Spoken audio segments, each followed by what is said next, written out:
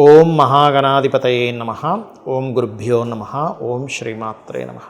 పరమేశ్వర స్వరూపమైనటువంటి జ్యోతిష, వాస్తు మరియు ఇతర అనేకమైనటువంటి శాస్త్రములను మనకు అందించినటువంటి మహర్షులకి నమస్కారం.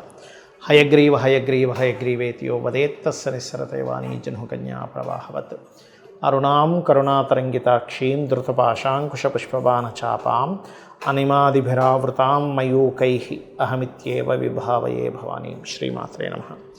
ప్రేక్షకులకి ఆ లలితాంబిక అమ్మవారి యొక్క అనుగ్రహం పరిపూర్ణంగా కలగాలని మనస్ఫూర్తిగా కోరుకుంటూ మనం ఈరోజు చెప్పుకోబోయేటువంటిది రాహుకేతువులు మారుతున్నారు. అయితే ఈ రాహుకేతువులు మారడం అనేటువంటిది కొన్ని సాఫ్ట్వేర్లో మే 15, కొన్నిట్లో మే 18, కొన్నిట్లో జూన్ 1 అని చూపిస్తుంది. కాకపోతే ఏదేమైనప్పటికీ కూడా మే 15 నుంచి కొంత ప్రభావం, జూన్ 1వ తేదీ నుంచి కాస్త ఎక్కువ ప్రభావం చూపిస్తుంది రాహుకేతువుది.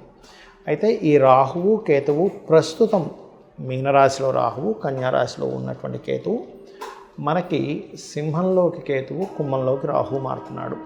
అయితే ఈ మార్పు జరగగానే వెంటనే చేంజెస్ వస్తాయా అంటే దీనివల్ల కొంతవరకు వస్తుంది. ఎందుకంటే గోచారం ఎప్పుడు కూడా కొంతవరకు చూపిస్తుంది. మిగతాదంతా కూడా మీ పర్సనల్ చార్ట్ చూసుకోవాలి, గుర్తుపెట్టుకోండి. అంటే మీ యొక్క జన్మజాతకంలో అసలు గ్రహాలు ఎలా ఉన్నాయి, రాహుకేతువులు ఎక్కడున్నారు, దాన్ని బట్టి ఈ రాహుకేతువుల యొక్క ప్రభావం ఉంటుంది. అయితే ఈ రాహుకేతువుల యొక్క ప్రభావం మీ జన్మజాతకం మీద ఎలా చూపిస్తుంది, దేశ గోచారాల మీద ఎటువంటి ప్రభావం చూపిస్తుంది అనేటువంటి విషయాలు చెప్తుంది నేనైనప్పటికీ కూడా చెప్పేస్తుంది సాక్షాత్ లలిత అమ్మవారిగా భావిస్తూ ఒక్కొక్క లగ్నరీత్యా, లగ్నం తెలిసిన వాళ్ళ లగ్నం నుంచి చూసుకుంటూ లేదన్నట్లయితే రాశిరీత్యా ఎటువంటి ఫలితాలు వస్తాయనేటువంటి విషయాలు ఇప్పుడు మనం తెలుసుకుందాం. ధనుర్లగ్నము, ధనస్సు రాశి. ధనస్సు వారికి ప్రస్తుతం దశమంలో కేతు ఉన్నాడు. దశమంలో ఉండే కేతువు మీరు చాలా కాలంగా చూస్తున్నట్లయితే కొంత ఉద్యోగం విషయంలో, చేస్తున్న జాబ్ విషయంలో ఆటంకాలు, చేయలేని స్థితి, చేయాలనుకుంటున్న అంటే ఏదైతే జాబ్లో ఇంట్రెస్ట్గా చేయలేకపోవడము, ఒక విరక్తి వైరాగ్యంతో నడుస్తూ వచ్చింది.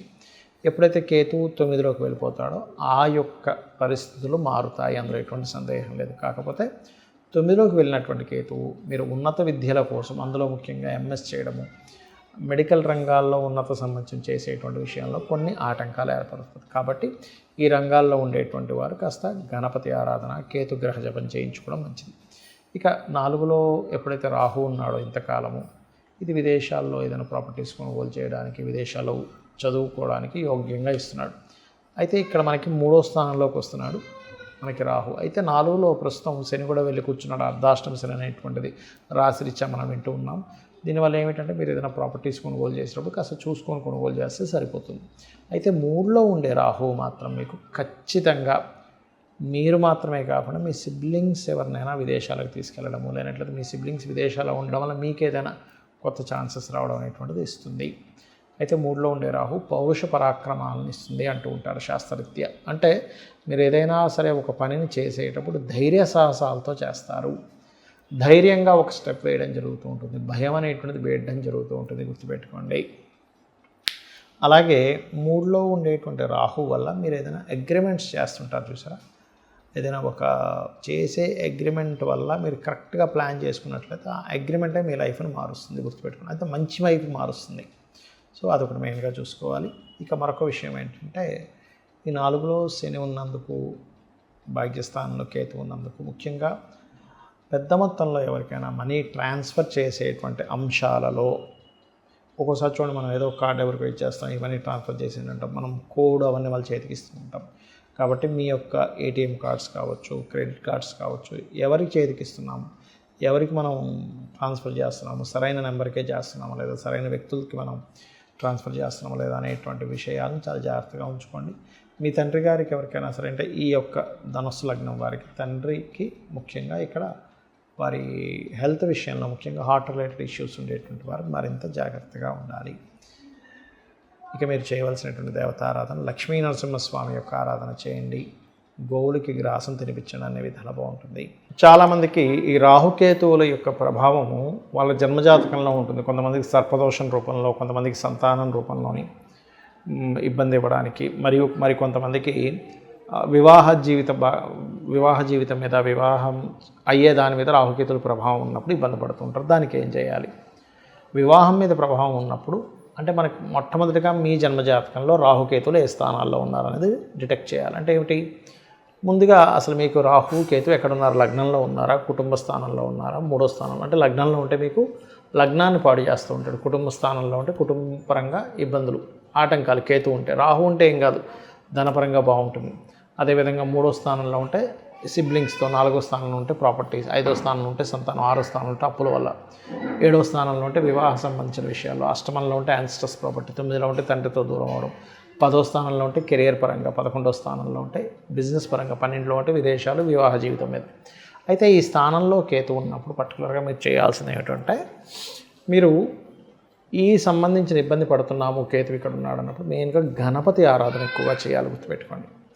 అలాగే రాహు పాడు చేస్తున్నాడు, అప్పుడు దుర్గా ఆరాధన ఎక్కువగా చేయాలి. రాహుకేతువుల దగ్గర దీపారాధన చేయడము, అది సర్పదోషంగా కనుక ఏర్పడినట్లయితే మీరు నాగప్రతిష్ఠ చేసుకోవడం మంచిది.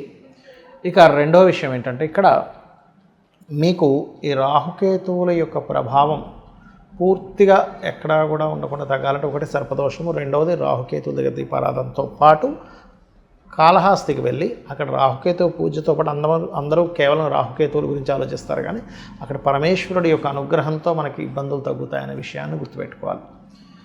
ఇక ఈ రాహుకేతుల ప్రభావం వల్ల దేశవ్యాప్తంగా ఎటువంటి ఫలితాలు ఉంటాయి జూన్ 1వ తేదీ నుంచి అని చూసుకున్నట్లయితే, మనం గత సంవత్సరంన్నర క్రితం చెప్పుకున్నాం, కేతువు కన్యారాశిలోకి వస్తున్నప్పుడు ముందుగానే ప్రిడిక్ట్ చేసుకుని, ఇప్పటికే ఉన్నాయి ఆ వీడియోలు.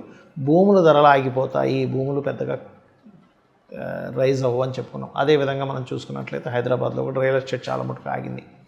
ఎప్పుడైతే కేతువు మారుతున్నాడో ఖచ్చితంగా ల్యాండ్స్కి సంబంధించిన విషయంలో చాలా చక్కటి ఫలితాలు, అంటే భూతత్వ రాశుల నుంచి కేతువు అయితే మారుతున్నాడో ఖచ్చితంగా భూములు చాలా చక్కగా కలిసి రావడం జరుగుతుంది. అంటే భూమి రేట్లు పెరుగుతాయి, భూ సంబంధించిన వివాదాలు ఎవరికైనా ఉంటే ఆ వివాదాలు తొలగుతాయి, ఇవన్నీ మనం చెప్పుకోవచ్చు. మరి కేతువు ఇక్కడ నుంచి సింహరాశిలోకి వెళ్తున్నాడు కదండి, అది ఏమిటి? సింహం అనేటువంటిది రాజకీయ నాయకుల్ని, రాజకీయ సంబంధించిన విషయాలని చెప్తూ ఉంటుంది, గవర్నమెంట్ని సూచిస్తూ ఉంటుంది. అందుకే ఏంటి, గవర్నమెంట్ కొన్ని కఠినమైన నిర్ణయాలు తీసుకోవడం, రాజకీయ పరంగా కొన్ని మార్పులు ఏర్పడడం, ఇవి ఖచ్చితంగా జరుగుతాయి. అంటే ఏమిటి, రాజకీయపరమైన మార్పులు, రాజకీయంలో ఉండేటువంటి వారు మార్పులు, సీఎం పిఎం రంగాల్లో ఉండేటువంటి వారికి కొన్ని సడన్గా మార్పులు, ఇట్లాంటివన్నీ కూడా ఇస్తూ ఉంటుంది. అదేవిధంగా రాహు మరి కుంభంలోకి వస్తున్నాడు కదా, అంటే ఆర్టిఫిషియల్ ఇంటెలిజెన్స్ బేస్ చేసుకొని, లేకపోతే రకరకాల సాఫ్ట్వేర్ రిలేటెడ్గా కొన్ని బిజినెస్లు పెరుగుతాయి దీనివల్ల. న్యాచురల్ 11th హౌస్లో ఉన్నప్పుడు బిజినెస్ని డెవలప్ చేస్తాడు రాహు సాఫ్ట్వేర్ రిలేటెడ్గా. ఈ పంచమంలో కేతు సింహరాశిలోకి రావడం వల్ల ఒక తారాస్థాయికి చేరుకుంటుంది. ఏమిటి బంగారం రేటు ఇలా ఉంటుంది అనుకునేది కాస్త ఒక దగ్గర బ్రేక్ పడుతుంది. అంటే ఈ రాహుకేతువుల యొక్క ప్రభావం వల్ల ఏమిటంటే, ఒకటి కేతువు కన్య నుంచి మారుతున్నందుకు భూముల రేట్లు కాస్త ఆగిపోయినటువంటి కొంచెం కదలడము, బంగారానికి సంబంధించిన విషయంలో ఎక్కడికో వెళ్ళిపోతుంది, అసలు మనం కొనగలమా లేదా అనేటువంటి భయాందోళనలో ఉన్నటువంటి మనకి కొంత బ్రేక్ పడుతుంది అక్కడ.